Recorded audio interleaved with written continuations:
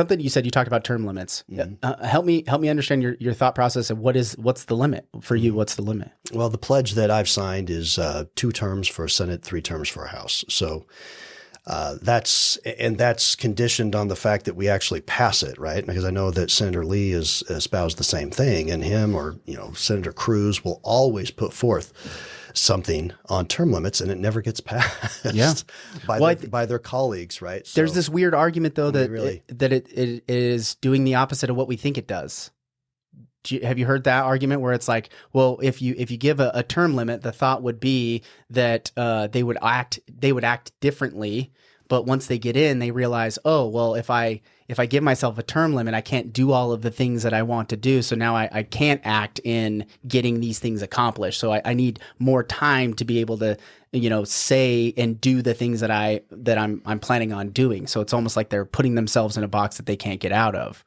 Do you think maybe that's why, or do you think it's just the system itself can't decide how to limit its own existence? It's people don't want to put a limit on themselves. They don't want to stop, this power train that they're on. Yeah, that's it. And I think term limits are 80 to 90%. I think support across the board. Republican, Democrat, whatever. People have that level of support, and they recognize that's probably needed. I know some I talked with say, well, look, it shouldn't be. We, the voters, we, the people, should be the term limits, right?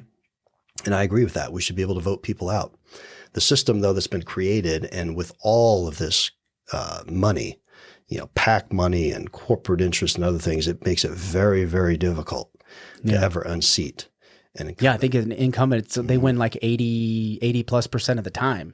And I joked about this before. I was like, man, if that's a sports team, if there's ability to bet a line on it, that's the biggest money generator. That's as stacked of a deck as you can even get. It's crazy to me that that's the way that it comes down. So 2 term limits as a senator, three on the House. So I kind of understand why. What started the political run that you've been on? Why did you decide to do this? That's a great question. And really it's something that I go back to my kids. I started out in city government because I started attending some city council meetings. There were some issues in our neighborhood, my wife and I, and we thought, well, let's go to the city council. Go there. Love the people that were up on the dais, but I thought, my background in business is a little unique. Our taxes are going up. I think we need somebody there with some business experience. And so we ran, got in, and we've been able to make some great changes in this community where I want to live. I want my kids, they're growing up there. I want to be able to call home, right? That area. So we wanted to be able to better our own community.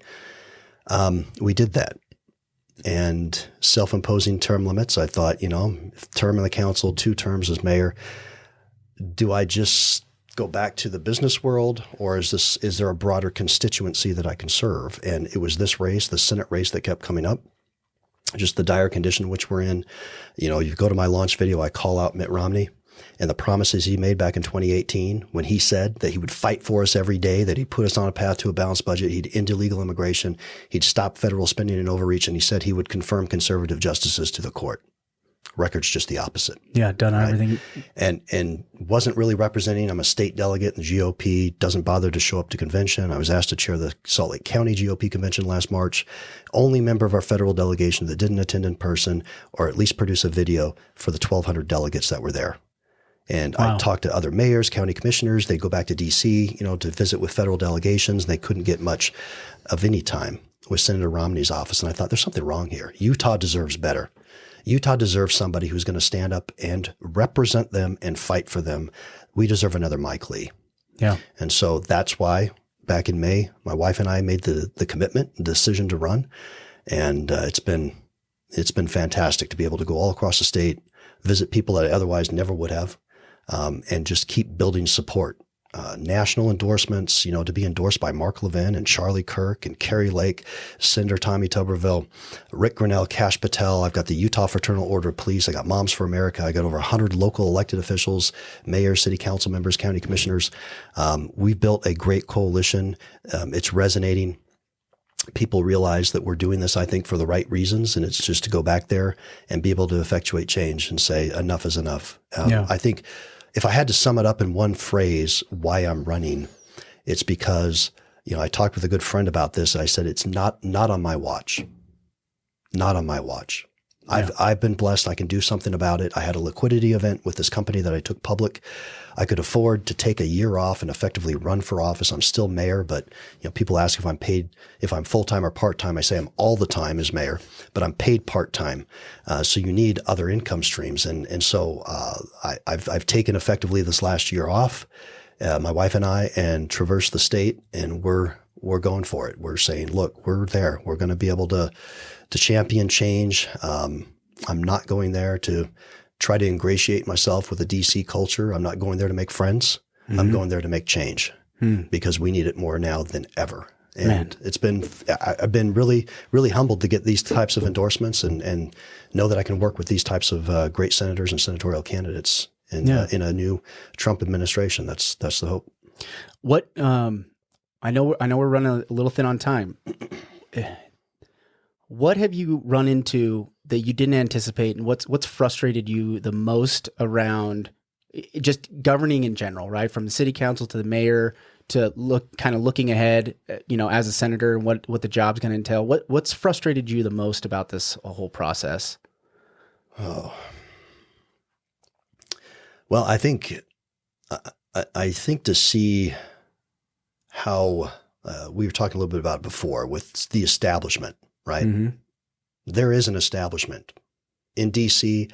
There's an establishment in Utah. There's a Utah swamp. There's a DC swamp. Yeah. And the extent to which certain people and institutions will go to maintain the status quo is disappointing. Yeah. Not unexpected, I guess. People want to have they want to continue business operating the same way. They want to try to develop their own monopolies or oligopolies in a way, but what we need now more than ever is somebody who's demonstrated that backbone, stood up to the establishment and said, no, we're going to take everything on. And that's what we've done.